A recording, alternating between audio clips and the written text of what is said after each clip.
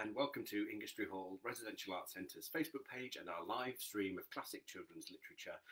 Today we are on chapter 22 of The Wonderful Wizard of Oz by L. Frank Baum. So if you're joining us for the first time today, you might want to check back at all of our other videos and catch up on the other chapters. I will give you a little synopsis of where we are now in the story.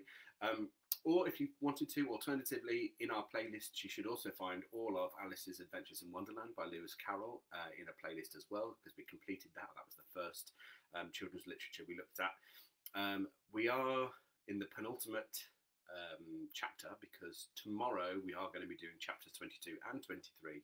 No, chapters 23 and 24, because chapter 24 is all of 5 sentences long. So tomorrow will be the final chapters of The Wonderful Wizard of Oz.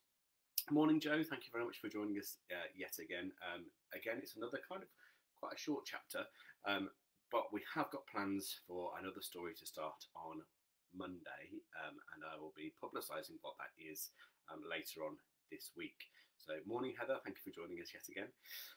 So, I've got my comfy spot. I've got my smoothie this morning. I know, fancy. And then I've also got chapter 22. Morning, Glenys. Thank you for joining us yet again.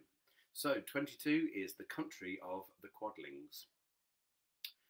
The 4 travellers passed through the rest of the forest in safety, and when they came out from its gloom, they saw before them a steep hill covered from top to bottom with great pieces of rock.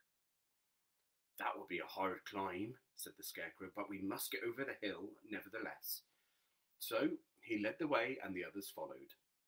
They had nearly reached the first rock when they heard a rough voice cry out, "Keep back!" "Who are you?" asked the Scarecrow. Then a head showed itself over the rock, and the same voice said, "This hill belongs to us, and we don't allow anyone to cross it." "But we must cross it," said the Scarecrow. "We're going to the country of the Quadlings." "But you shall not," replied the voice. And there stepped from behind the rock the strangest man the travellers had ever seen. He was quite short and stout, and had a big head which was flat at the top and supported by a thick neck full of wrinkles. But he had no arms at all, and seeing this, the Scarecrow did not fear that so helpless a creature could prevent them from climbing the hill. So he said, "I'm sorry not to do as you wish, but we must pass over your hill whether you like it or not." And he walked boldly forward. As quick as lightning, the man's head shot forward and his neck stretched out until the top of the head, where it was flat, struck the Scarecrow in the middle and sent him tumbling over and over down the hill. Almost as quickly as it came, the head went back to the body. And the man laughed harshly as he said, "It isn't as easy as you think." A chorus of boisterous laughter came from the other rocks, and Dorothy saw hundreds of armless hammerheads upon the hillside, one behind every rock. The lion became quite angry at the laughter caused by the Scarecrow's mishap, and giving a loud roar that echoed like thunder, he dashed up the hill. Again, a head shot swiftly out, and the great lion went rolling down the hill as if he had been struck by a cannonball.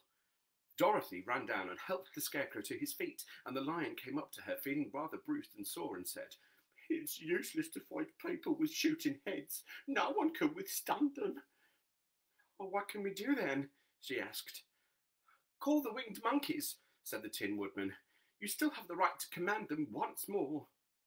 "Very well," she answered, and putting on the golden cap, she uttered the magic words, and the monkeys were prompt as ever, and in a few moments the entire band stood before her. "What are your commands?" inquired the King of the Monkeys, bowing low. "Carry us over the hill to the country of the Quadlings," answered the girl. "It shall be done," said the King, and at once the winged monkeys caught the 4 travellers and Toto up in their arms and flew away with them. As they passed over the hill, the hammerheads yelled with vexation and shot their heads high into the air, but they could not reach the winged monkeys, which carried Dorothy and her comrades so safely over the hill and set them down in the beautiful country of the Quadlings.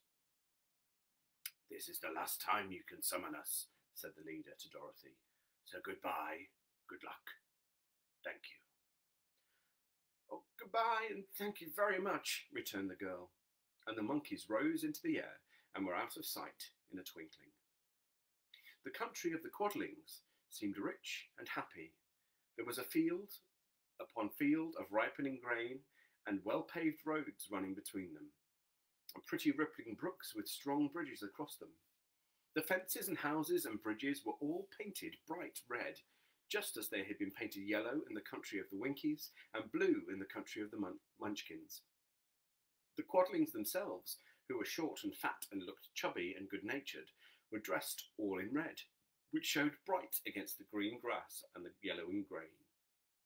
The monkeys had set them down near a farmhouse, and the four travellers walked up to it and knocked at the door.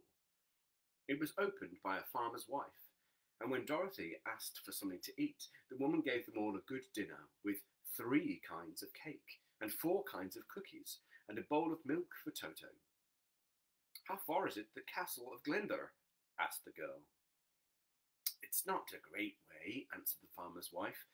"Take the road to the south and you will soon reach it." Thanking the good woman, they started afresh and walked by the fields and across the pretty bridges until they saw before them a very beautiful castle. Before the gates were 3 young girls, dressed in handsome red uniforms trimmed with gold braid, and as Dorothy approached, one of them said to her, "Why have you come to the South Country?" "To see the good witch who rules here," she answered. "Will you take me to her?" "Let me have your name, and I will ask Glinda if she will receive you." They told who they were, and the girl soldier went into the castle. After a few moments, she came back to say that Dorothy and the others would be admitted at once.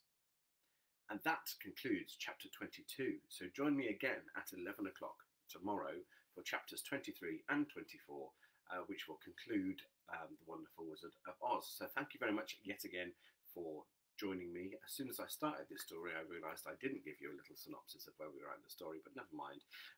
As I said before, you can go back and recap in the playlists that we've got on our Facebook page. I think it's just under videos and you'll find the playlists there. Alternatively, you can find the one in a playlist on YouTube as well, and under every live broadcast I do post the YouTube link there as well. So if you're a teacher watching this and you can't access Facebook on your school network and want to share this with people in school, then you can access it through YouTube instead. Also, please do visit our website, which is www.sandwellresidentials.co.uk/@-home, where you'll find links to everything that we've been putting out from all of our centres across the UK. We do have 4, one of which is in Wales. So yes, there's art projects that you can do. We've been sharing some of your work. Thank you very much to Sejal, who sent us artwork. I'm going to post some more of her work today that she's been doing with her family. There will be another art project pack that's going to be released at some point this week as well, designed by our art tutor Heather at Ingestry Hall. There's activities you can do in the outdoors, making things out of sticks, making wands, making art from leaves and grasses as well. And also some of our outdoor centres have also considered the fact that some people might not have an outdoor space that allows them to build shelters and stuff, because you can't really do that in public parks, but you can build blanket forts, and you can also toast marshmallows at home as well. So do check out our website, and there's plenty there to keep everybody entertained during this strange period. So I will see you tomorrow. In the meantime, stay home, stay safe, and stay creative. And thank you very much for joining me. See you tomorrow.